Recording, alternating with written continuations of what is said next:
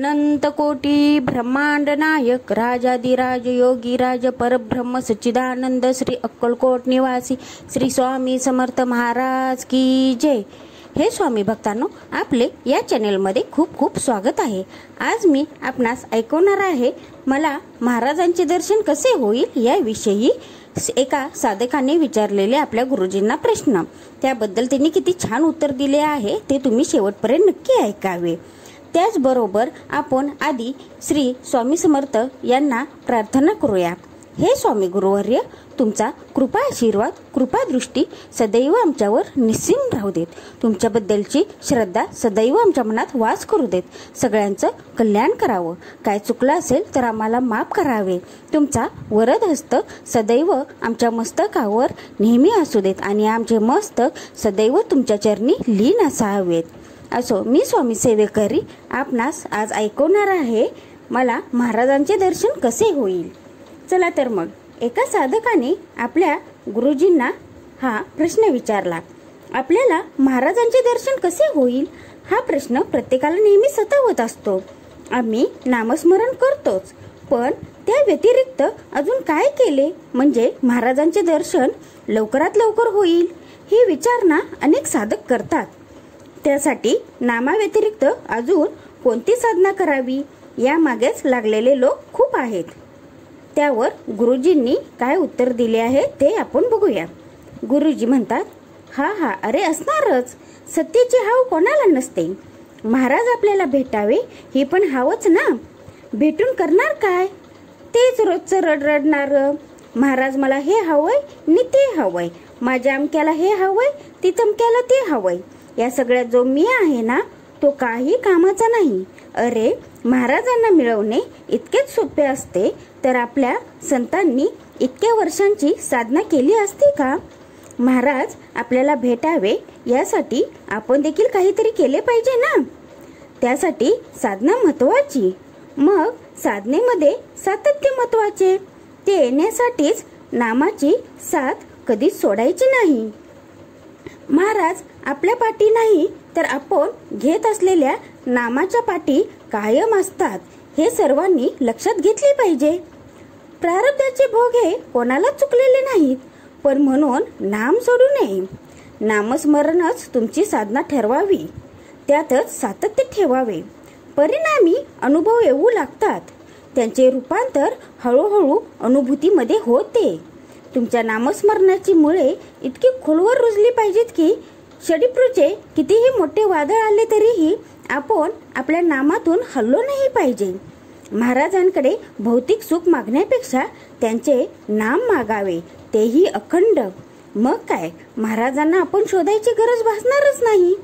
त्यांच्या प्रेमाचा अमृतझरा सदा साधकावर बरसत राहील। म्हणूनच मी तुम्हाला प्रत्येक व्हिडिओमध्ये सांगत आहे की आपण नेहमी मंत्र श्री स्वामी समर्थ हा चालता बडता उठता बसता सदैव करा, काम करतानाही करा।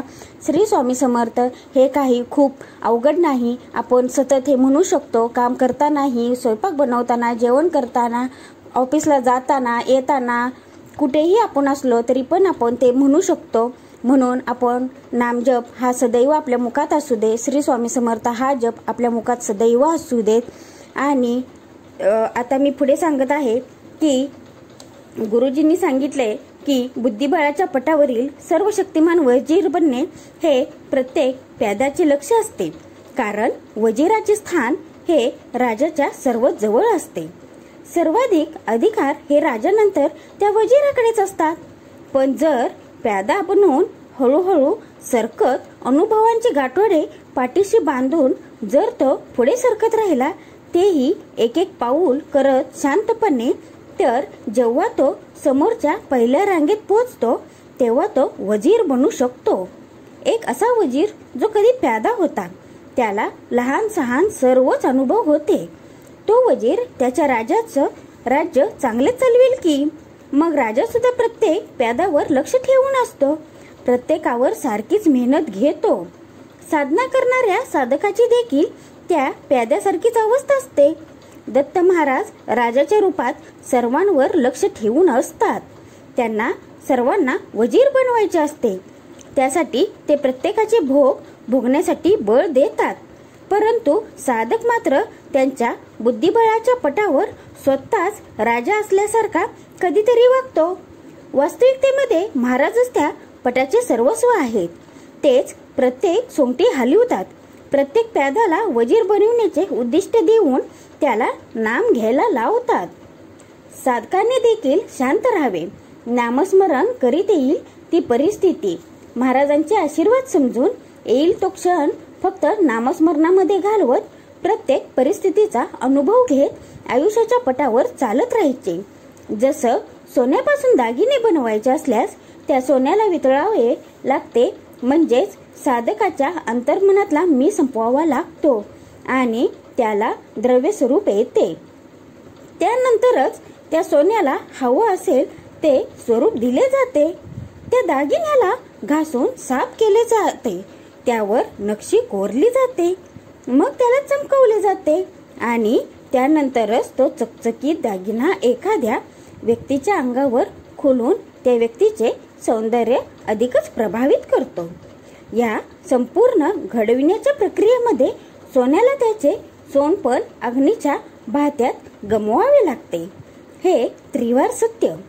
याचप्रमाणे साधकाने देखील नामाच्या सानिध्यात राहत अनुभव सांभाळीत साधनेत पुढे सरकायचे असते.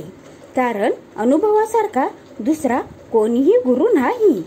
महाराजांना प्राप्त करायचे असेल तर नामाला जिंकावे लागेल. पण जर नामाला जिंकायचे असेल तर नाम संपूर्ण शरीरात भिनवावे लागेल. जसे षड्रिपू आपल्यावर विजय मिळवतात व आपले वागणे त्याप्रमाणे बदलते, तसेच आपण नामाच्या नादी लागलो म्हणजे नामही आपल्या पाठी लागते व हळूहळू आपणहून आपली जागा प्राप्त करते. त्यामुळे आपण नामाच्या आहारी जातो. मूल जन्माला आल्यावर जसं शिकायला लागतं तसं अनुकरण करायला लागतं आणि जीवन कसं जगायचं याचे अनुभव त्याला येऊ लागतात. अध्यात्मामधील अनुभव गाठीशी बांधत साधकाने देखील एक एक अनुभूती जमवत त्या समजून घेत स्वतःची आध्यात्मिक प्रगती करणे आवश्यक आहे. यातूनच साधकाला बरेच काही शिकायला मिळते. इतर साधनेतून काही मिळवण्यापेक्षा नाम साधनेमधून परमात्म्याशी एकरूप होऊन त्यातील योग साधनेद्वारे स्वतःच्या आत्म्याचा परमात्म्याचा चरणाशी योग साधणे हे म्हणजे दत्तत्व प्राप्त करण्यासारखेच नाही का? स्वतःमधील सर्वस्व त्या दत्त महाराजांच्या श्री स्वामी समर्थ महाराजांच्या चरणी सर्व समर्पण केल्यावर ही समर्पणाची भावनाच महाराजांना तुमच्यापर्यंत येण्यासाठी भाग पाडते.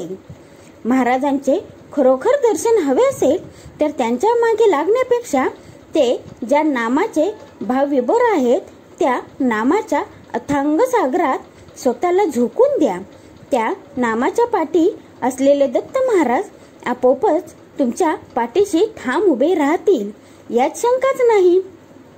निर्गुण आणि निराकार अवस्थेला तुमची साधना प्राप्त झाली की तो परमेश्वर आपणहून तुम्हाला त्याची प्रचिती देतो. त्याने घेतलेले रूप म्हणजेच मनुष्यधारी तुमचे सद्गुरू यांची आपोआप तुम्हाला ओळखण्याची बुद्धी होते. ती शक्ती, ती प्रेरणा फक्त आणि फक्त तुमच्या नामसाधनेद्वारेच प्राप्त होते. नामाद्वारेच महाराजांचे दर्शन घेणे शक्य आहे. त्यामुळे वारंवार सर्व साधकांना माझे एकच सांगणे आहे, महाराज कसे मिळतील याचा विचार करण्यापेक्षा नाम कसे मिळेल, ते अखंड कसे अबाधित स्मरणात ठेवता येईल याचा विचार करावा. बाकी नामाच्या पाठी महाराज आहेतच आपले. आता ऐकवते मी आपणास एक छानशी कविता लिहिलेली. उठता घ्यावे, बसता घ्यावे, घडी घडी मुखी असावे. श्री स्वामी समर्थ, जय जय स्वामी समर्थ. चालता फिरता मनी असावे, पदोपदी ही घेत जावे.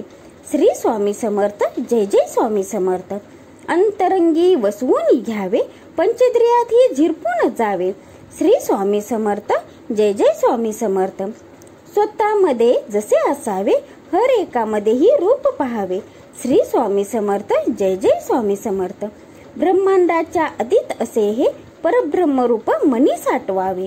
श्री स्वामी समर्थ. जय जय स्वामी समर्थ. कशा समृत्यूचे भय बाळगावे, श्वासानंतरही जे सतत उरावे. श्री स्वामी समर्थ. जय जय स्वामी समर्थ. किती छान सांगितलं आहे ना. हे स्वामी भक्तांनो, आपण नेहमी श्री स्वामी समर्थ या नामजपात सदैव असावे असे मी तुम्हाला आवर्जून सांगते. त्यामुळे तुम्हाला हळूहळू त्याची अनुभूती चांगल्या प्रकारे येईल. फक्त आपण नामस्मरण सोडू नका. कारण आपण असं म्हणतो की मला ही अडचण कशी काय आली, मी एवढं करतो, मी एवढं जप करतो, हे करतो, पूजा करतो, सगळं करतो, तरी पण मला एवढी अडचण येते, हे येते, मला सारखा त्रास होतो, हे होतं. पण ते तसं नसतं. ते आपले भोग असतात, ते आपल्याला भोगावे लागतात आणि त्यात साथही देतात ते आपले स्वामी गुरुवर्य. त्याच्यामुळे तुम्ही नामजप हा कधीही सोडू नका. दुसरं काही नाही जमलं तर आपलं नामजप हे सतत असावं आपल्याबरोबर. त्याचबरोबर श्री स्वामी समर्थ यांच्यावर पूर्ण विश्वास, निष्ठा असावी, संयम असावा. त्यांनी सांगितलं आहे, भिवू नकोस, मी तुझ्या पाठीशी आहे, हम गया नाही जिंदा है, हे वाक्य त्यांनी सांगितलेलं आहे. त्यांचं आपल्यावर लक्ष असतं. हे सदैव तुमच्या मनात ठाम असलं पाहिजे. श्रद्धा कधीही ढळू देऊ नका. भक्ती ही त्यांची सदैव असावी. ते भक्तीचे भुकेलेले आहेत. त्यांना दुसरं काहीही नको असतं. तुमचा पैसा नको, काही नको. फक्त तुम्ही मनापासून भक्ती करा. तुमची वागणूक चांगली ठेवा. ते आपल्याबरोबर सदैव असतील. हे स्वामी भक्तांनो, तुम्हाला जर ही सांगितलेली माहिती आवडली असेल तर या चॅनेलला लाईक, कमेंट, शेअर, सबस्क्राईब जरूर करा आणि कमेंट्समध्ये श्री स्वामी समर्थ हे जरूर लिहावे.